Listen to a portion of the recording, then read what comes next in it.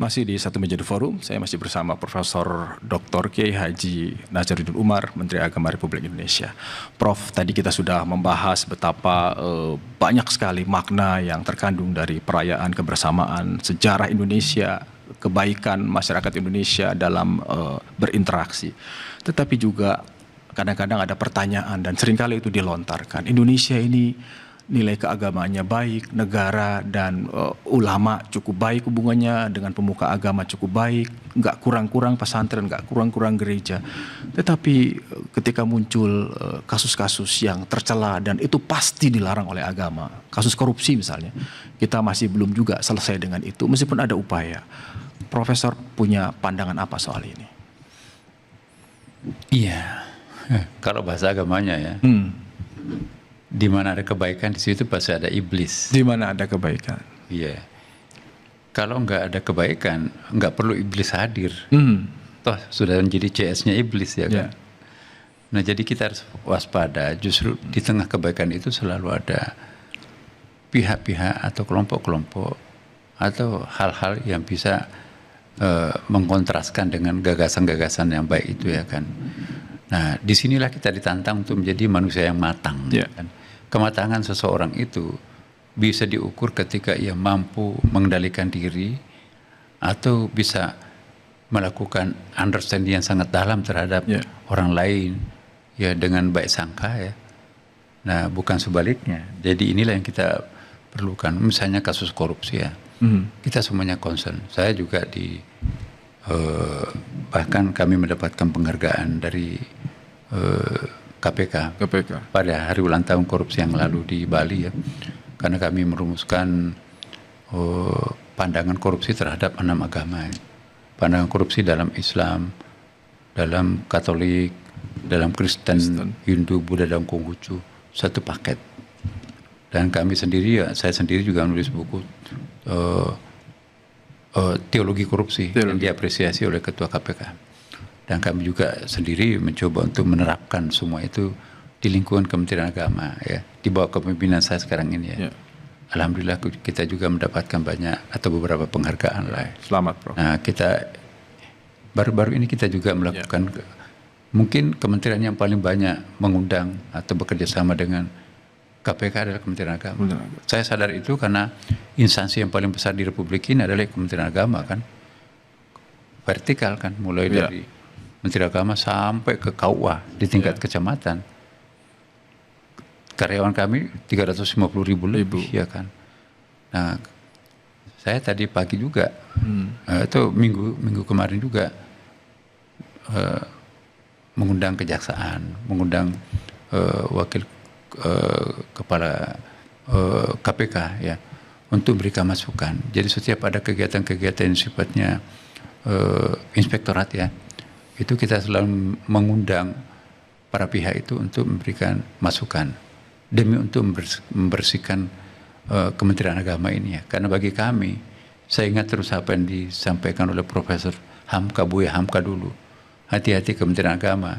Kementerian Agama itu backgroundnya itu seperti kain putih ya. Noda hitam itu pasti akan sangat norak. Tapi kalau instansi lain mungkin backgroundnya biru, coklat, hijau. Jadi tintanya, nodanya enggak terlalu norak. Nah saya ingatkan kepada teman-teman semua Kementerian Agama ya, ingat pesannya Buya Hamka memesankan hati-hati. Masyarakat itu ekspektasinya tuh pinginnya aparat Kementerian Agama itu kayak malaikat itu. Persoalannya kan kita bukan malaikat, maka itu perlu ada nasihat dari berbagai pihak untuk menciptakan proses penyadaran bagaimana supaya kita jangan sampai menjadi pelaku korupsi di Kementerian Agama ya, karena siapa lagi yang akan jadi contoh kalau Kementerian Agama tidak mampu menjadi contoh. Biarkanlah yang lalu masa lalu, tapi akan datang kita harus membersihkan lembaran putih, menciptakan suatu keadaan yang sangat indah. Itu ekspektasi kita, harapan kita. Mudah-mudahan Tuhan mengabulkan ya kan. Ya, dan artinya mungkin ada formulasi khusus bagaimana, kan gini, Indonesia ini kan beruntung karena titik temu antara nilai kebangsaan dan teologis itu tadi ada di ideologi Pancasila pertama soal ketuhanan yang Maha Esa. Artinya segala sesuatu yang bertentangan dengan nilai-nilai ketuhanan itu kan seharusnya bisa diturunkan gitu. ada nggak upaya khusus yang misalnya secara khusus misalnya terkait korupsi, mungkin banyak isu lain, tapi saya memberikan contoh yang korupsi gitu, yang berangkat dari pertemuan antara teokrasi atau teologi itu. Nah, itulah indahnya Indonesia karena memiliki Pancasila. Ya. Pancasila itu adalah melting pot yang mampu meramu semua organ yang ada di Indonesia, termasuk nilai-nilai yang ada di dalamnya kan. Jadi semua agama di Indonesia, Islam, Kristen, Katolik, ya, Hindu, Buddha, Konghucu, menerima Pancasila sebagai bagian yang integral daripada agamanya itu.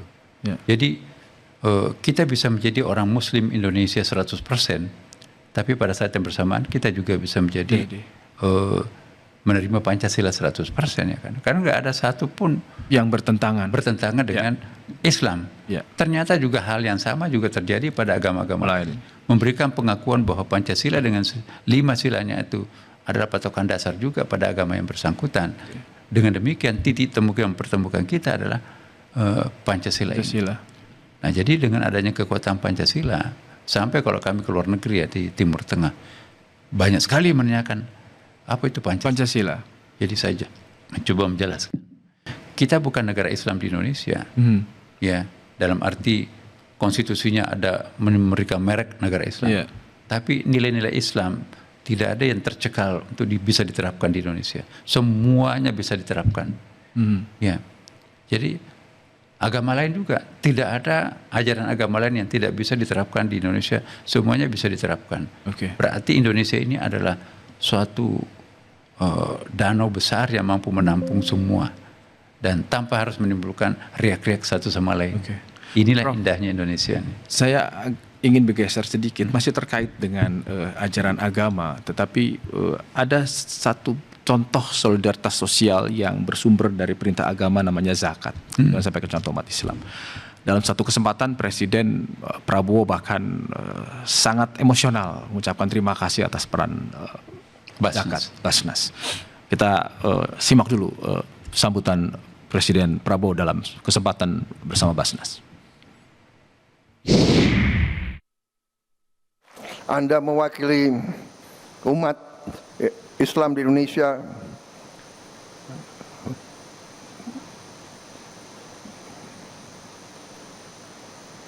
bantuan Anda sangat dirasakan.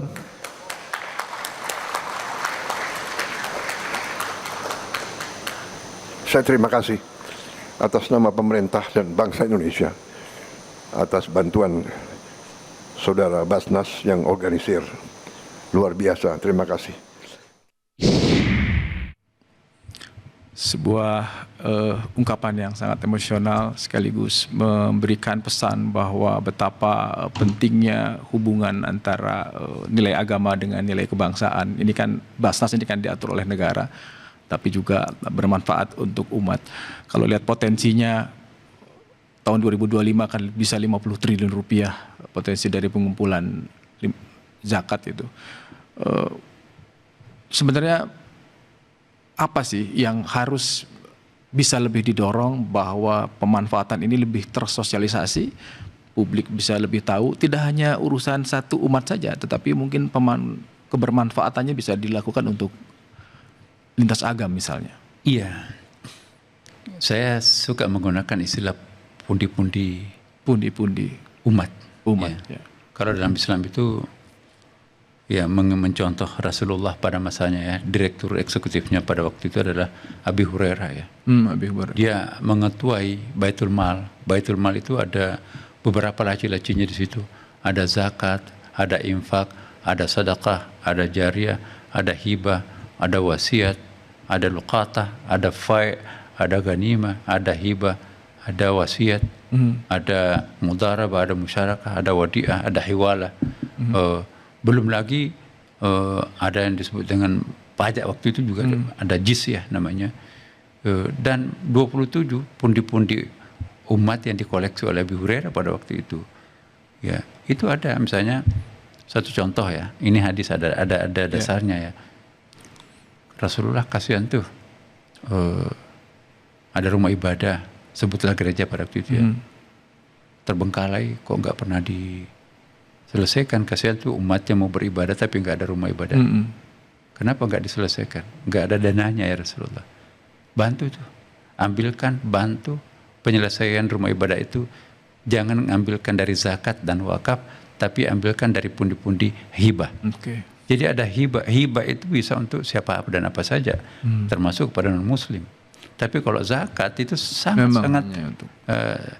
terbatas. Ada asnafnya ya kan. Tidak boleh Asnaf, selain itu.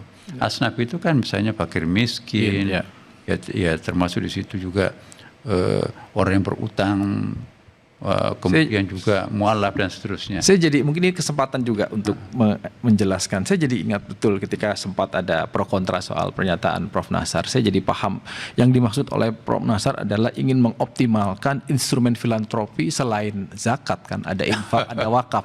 Tapi itulah tantangannya era sekarang itu, Prof. Salah satunya adalah tantangan komunikasi dan tantangan teknologi. Prof ingin menyampaikan, tadi sudah disampaikan juga, ingin sekaligus menjelaskan meskipun sudah selesai menurut saya, tetapi tidak ada salahnya menjelaskan konteksnya optimalisasi instrumen filantropi selain zakat. Jadi maksud saya pada waktu itu ya, di forum terbatas itu ya, pengalaman pada masa Nabi ya, itu zakat itu bukan segala-galanya. Bukan satu-satunya. Bukan satu-satunya, tapi ada lembaga-lembaga keuangan ya.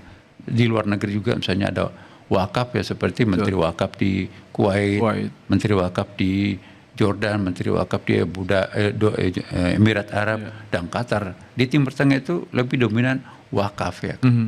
Karena wakaf itu bisa lebih banyak daripada zakat dan peruntukannya pun juga bisa lebih luas. Kalau zakat itu nggak bisa.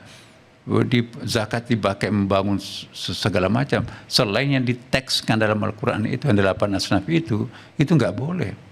Nah jadi kalau mau membangun umat di masa depan itu, ya jangan hanya zakat dikedepankan, kita kan sedikit-sedikit zakat. Ya, zakat itu adalah pemberian terkecil umat Islam, cuma 2,5% ya kan. Nah bandingkan dengan kekayaan kita, bunga tabungan kita atau deposito lah, nah, itu bisa sampai 6% ya kan. Nah sedangkan zakat itu cuma 2,5%. Nah jadi kita ingin memberdayakan semua potensi umat ini. Misalnya kurban ya. Orang yang berkurban itu bisa sampai 30 triliun. Orang yang akikah itu kan berapa anak laki-laki kan 2 ekor kambing itu kan. Saya sudah koordinasi dengan Kepala Biro Pusat Statistik, berapa anak laki-laki lahir setiap tahun, berapa anak perempuan lahir. Bisa dihitung jumlahnya. Satu kambing itu sama dengan 3 juta, sama dengan sekian, itu sekitar 30 triliun juga.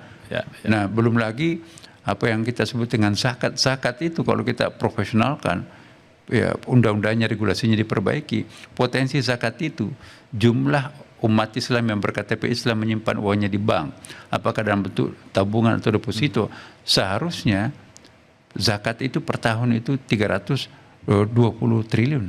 Nah kita baru mengumpulkan 41 triliun kemarin. Nah wakaf seharusnya lebih besar. Coba kita bandingkan negara lainnya. Baru pulang dari Jordan dengan Bapak Presiden. Pengumpulan zakatnya hanya 20 miliar dirham. Tapi wakafnya 600 dirham. Kuwait itu jauh lebih besar wakafnya daripada zakatnya. Kemudian Emirat Arab, Qatar, jauh lebih besar wakafnya daripada zakatnya.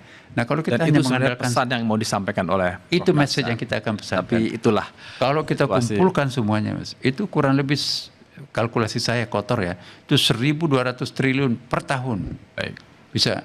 Jadi untuk biaya umat itu mungkin tidak perlu menggunakan pajak, biar pajak itu dipakai untuk membangun infrastruktur. Belum lagi Katolik itu juga charity-nya besar tuh.